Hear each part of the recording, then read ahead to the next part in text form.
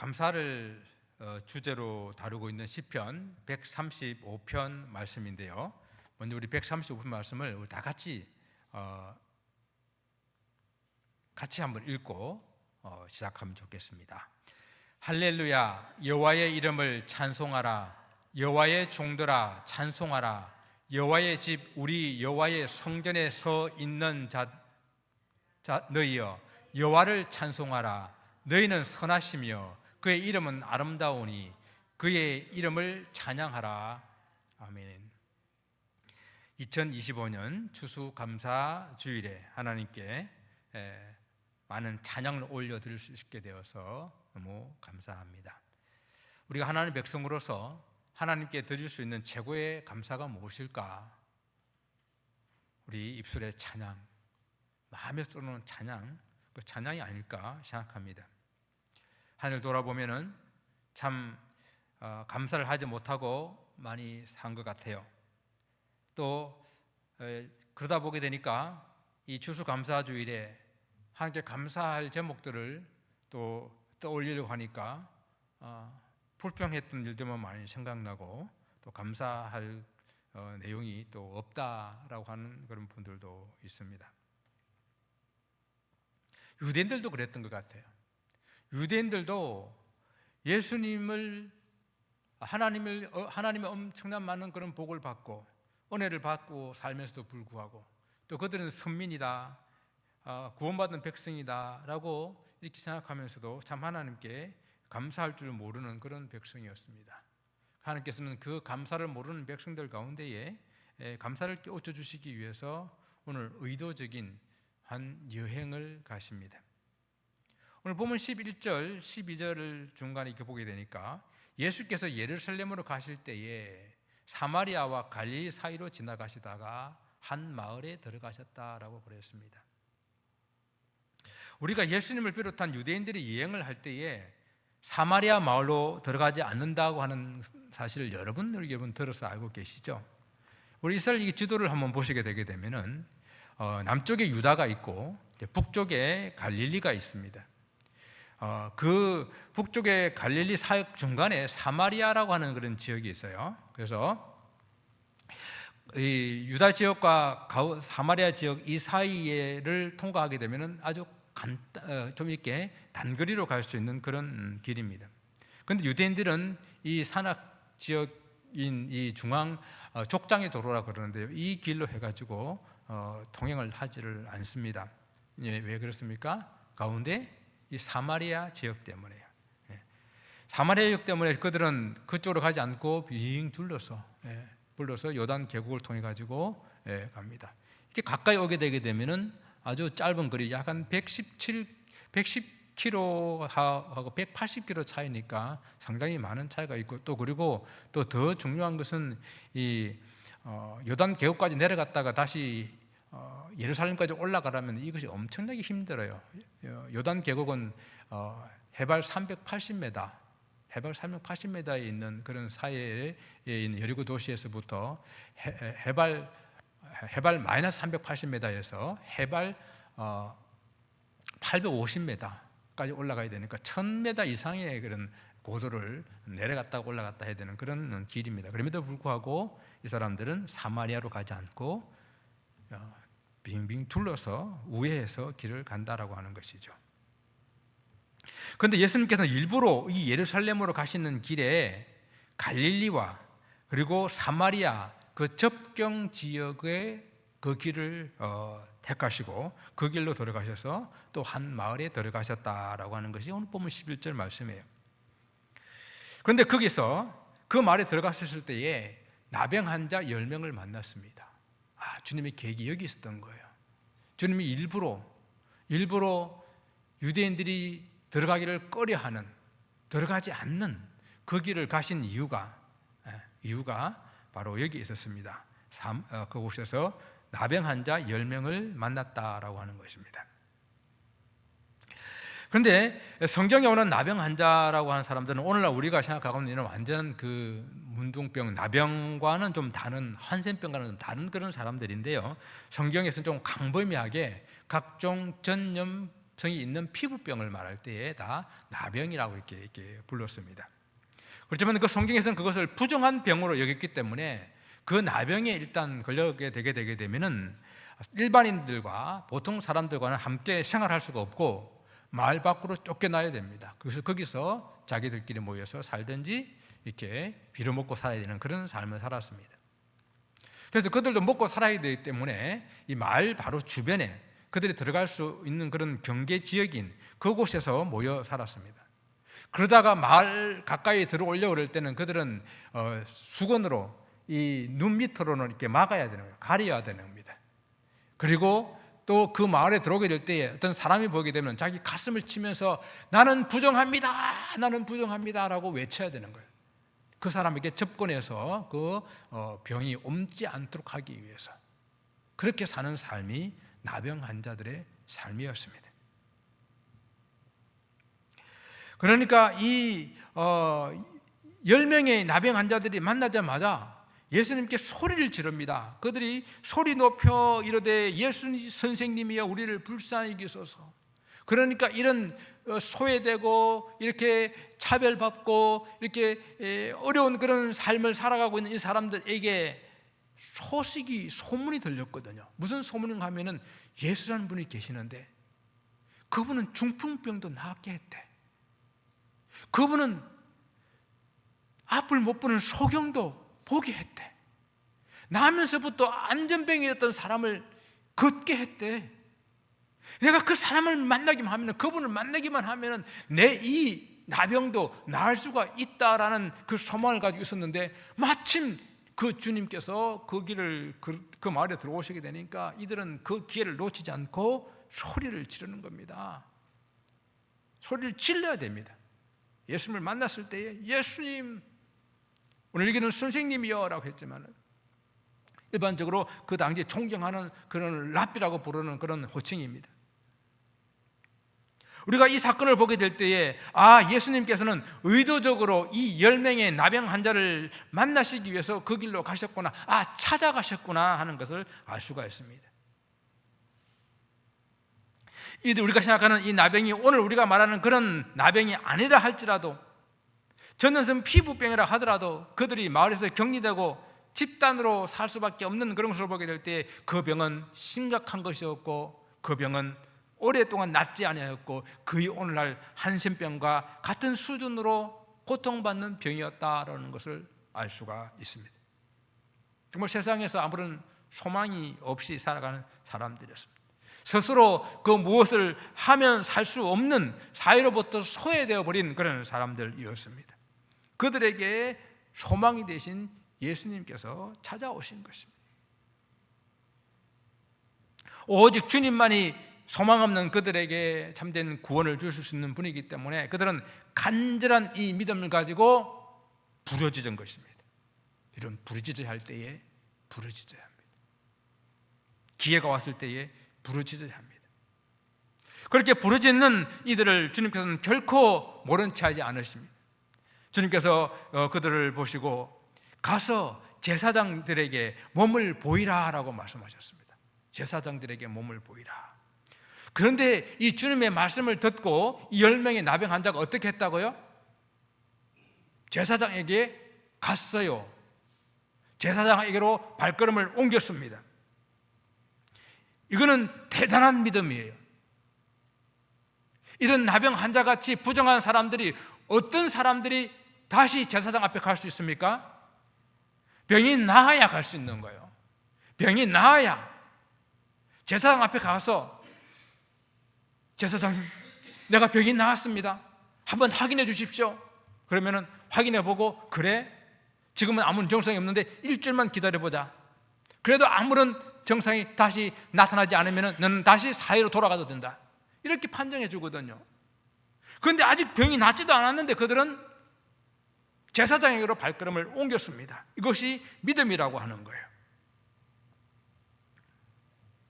다른 곳에 보게 되면은 예수님께서 병자를 고치실 때에 손을 얹어서 만져주시든지, 진흙을 얽어서 눈에 발라주시든지, 손을 이렇게 세우시든지 이렇게 해서 고쳐주시게 되는데, 그냥 주님께서는 제사장들에게 몸을 보이라라고 말씀하셨는데 그 말씀에 순종하여 발걸음을 옮겼다라고 하는 것입니다.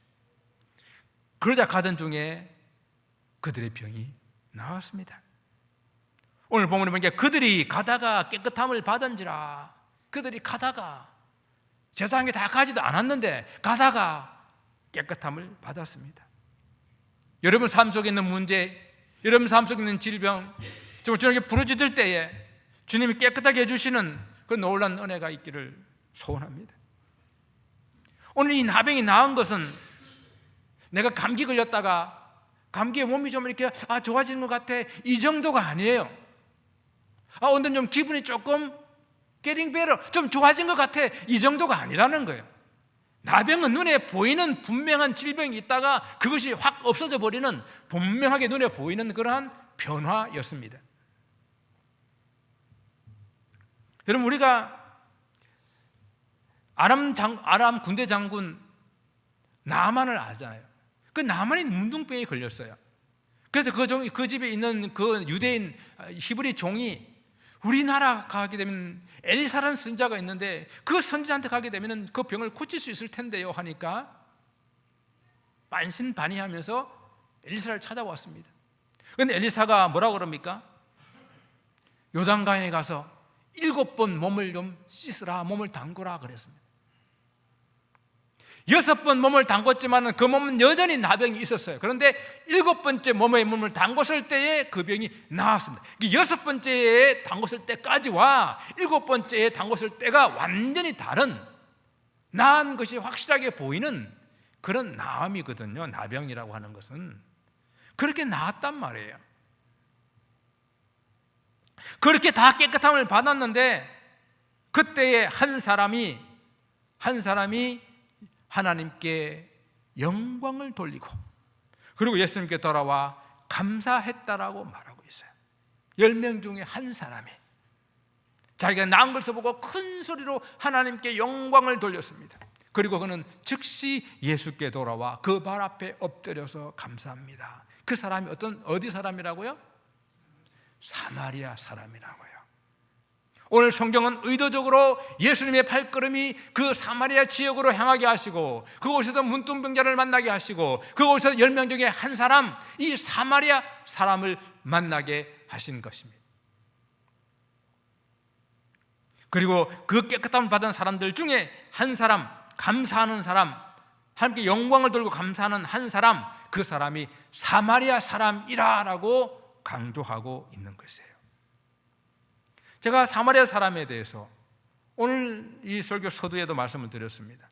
사마리아 지역과 이 갈릴리 지역의 경계가 되는 그 마을 외곽에 나병 환자들이 모여 살고 있었는데요, 이 사람은 나병 환자이기 때문에 그 마을 사람들과 가족들보다 완전히 격리되어서 쫓겨나서 살고 있는 그런 사람들입니다.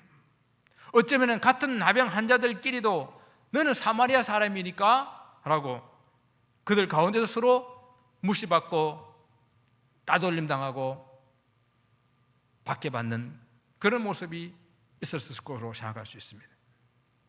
이러한 설정을 하고 있는, 이러한 환경을 가지고 우리에게 설명하고 있는, 이것은 세상에서 가장 비참하게 버림받은, 정말 막장 중에 막장, 더 이상 내려갈 수 없는 데까지 내려간 그런 인생의 밑바닥, 그것을 설정해 주고 있는 거예요. 그런 사람에게 찾아오신 주님. 한국에도 그런 사람들이 모여 사는 곳이 있죠. 아니, 살던 곳이 있었죠. 어디입니까? 네, 소록도. 여러분 소록도라고 들어보셨죠? 네. 이번에 친구 목사 한 분이 이제 지난주에 한국에 다녀오셨는데 그 소록도를 방문하고 와서 너무 많은 것을 느끼고 왔다고 이야기해 주었습니다. 그러면서 사진 한 장을 이렇게 보여주었습니다. 이 사진은 인터넷에도 많이 돌아다니는 그런 사진이에요. 뭔가 한센병 환자들은 그들끼리 결혼을 하는데 이 한센병은 유전이 아니에요. 유전이 아닌데 그 당시는 이런 의학적인 지식이 없어서 그 유전되는 줄 알고 막 강제로 낙태시키고 막 정관 수술을 해버리고 하는 그런 많은 잘못을 나라가 했어요. 그렇지만 일단 그 아기가 태어나게 되게 되면은 아기를 태어난 즉시 바로 부모한테 뺏어서 격리시키게 됩니다. 왜? 유전은 아니지만은 같이 살면서 전염이 되니까요. 그리고 애들이 크고 나면은 한 달에 한 번 이렇게 부모와 자식을 만나게 해주게 되는데 가까이 갈 수가 없고 일정한 거리를 떼어두고, 지금 여러분 보는 쪽에서는 이쪽에는 부모들, 이쪽에는 정상적인 아이들, 바람도 아이 쪽에서 부모 쪽에서 부는 쪽으로 택해가지고 그래가지고 이렇게 세워놓고 한 달에 한 번 이런 시간들을 주는 그 사진이 여기 앞에 걸려 있습니다. 그 사진을 가지고 와서 이렇게 이야기를 하면서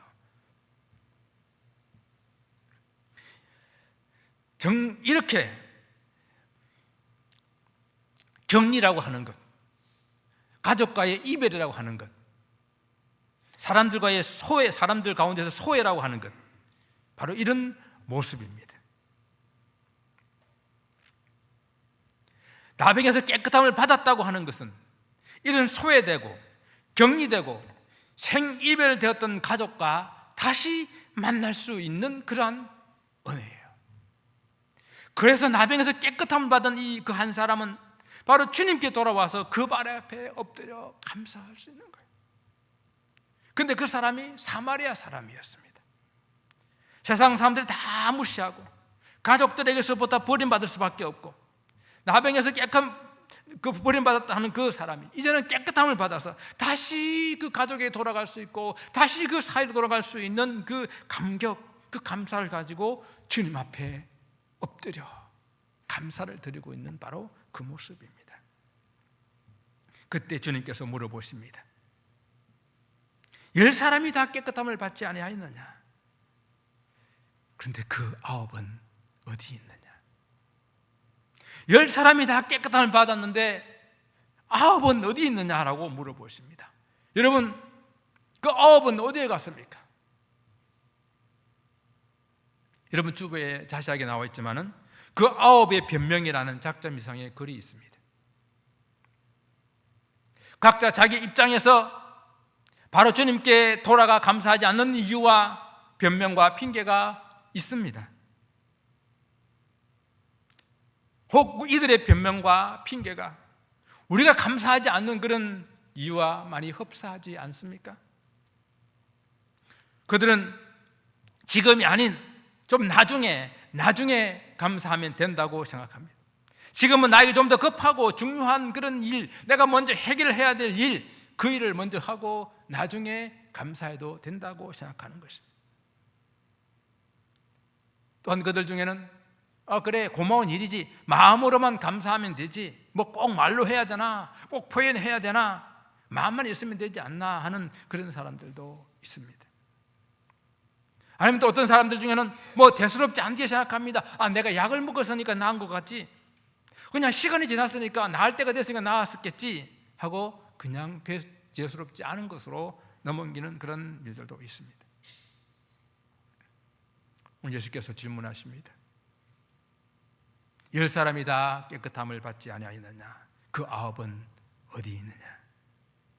사랑하는 성도 여러분, 혹 우리가 이 9 중에 한 사람은 아닙니까?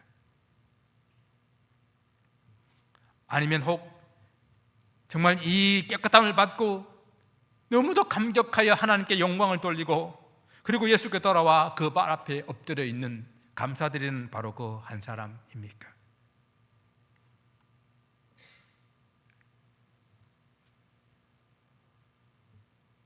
유대인들이 사람으로 여기지 않는, 사람 취급도 하지 않는 개나 돼지로 취급하는 사마리아 사람, 그것도 나병이 걸려서 사람들로부터 외면당하고 자기 가족, 자기 동족, 자기 모든 친척으로부터 격리당하여 소외당했던 그 한 사람, 같은 나병 환자들끼리도 사마리아인이라는 이유로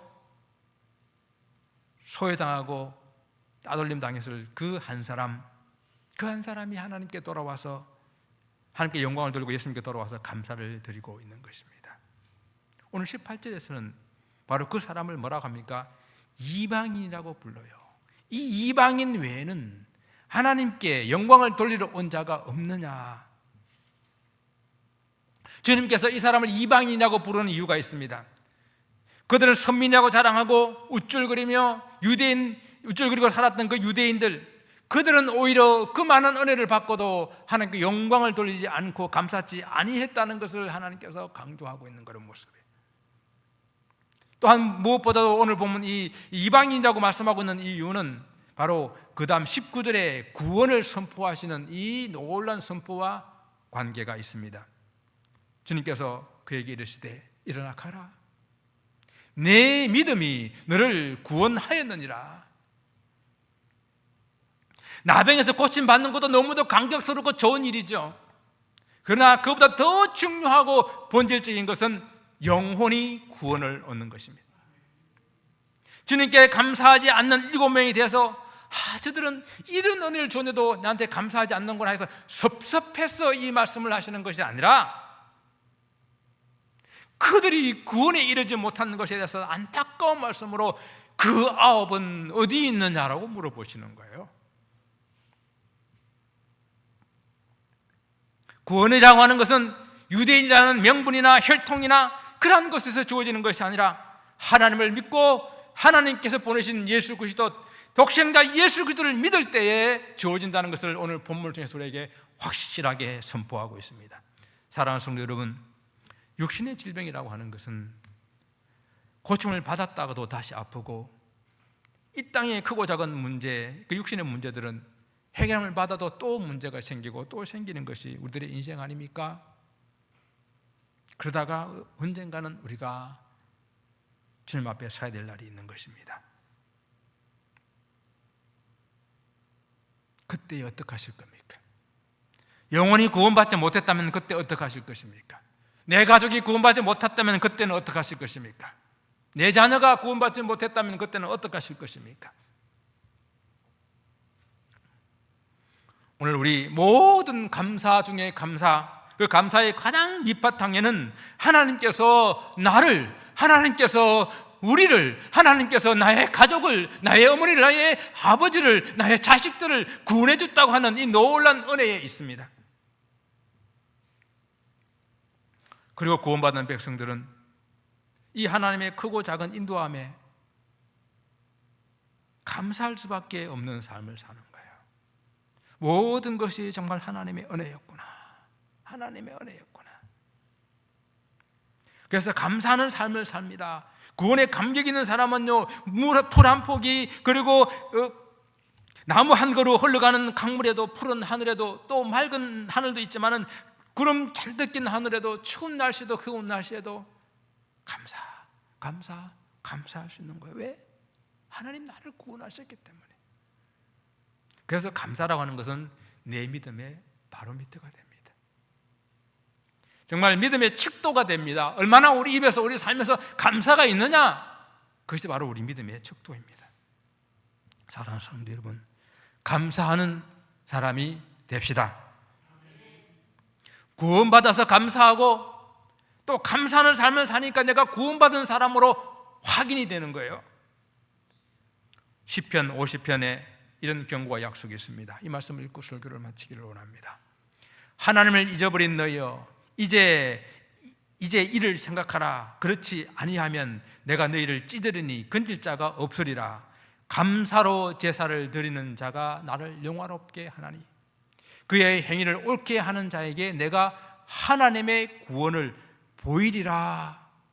감사하는 자에게, 감사로 제사를 드리는 자에게. 사랑하는 성도 여러분, 구원받은 우리 하나님의 백성으로서 항상 감사하는 삶을 사시기를 다시 한번 주님 이름으로 축원을 드립니다. 기도하겠습니다.